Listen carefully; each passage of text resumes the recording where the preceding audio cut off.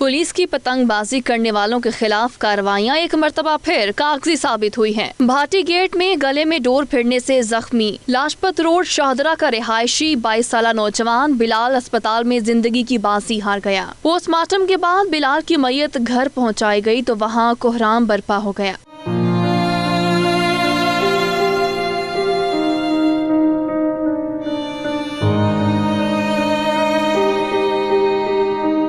बिलाल की शादी 6 माह कब्ल हुई थी। उसके अजीजो अकारब दुहाइयां देते रहे कि पतंगबाजी पर मुकम्मल पाबंदी होनी चाहिए। सन पे पाबंदी लगा दी जाए। अगर आज मेरे दोस्त के साथ ऐसा हादसा हुआ, कल किसी और के साथ भी ऐसा हादसा हो सकता है। पतंगबाजी जो कर रहे हैं ये डोर लगने से शाहराह काटी गई है, तो हम यही चाहते हैं ये पाबंदी बरकरार रहे। वज़ीर आला पंजाब उस्मान बुज़दार ने वाक़े का नोटिस लेते हुए DIG ऑपरेशन से रिपोर्ट तलब कर ली। DIG ऑपरेशंस ने शहर में पतंग उड़ाने, बेचने और बनाने वालों के खिलाफ सख्त क्रैकडाउन का हुक्म दिया है। साथ ही रिपोर्टर फ़हीम अमीन के साथ ज़ैनब शहबाज, 92 न्यूज़, लाहौर।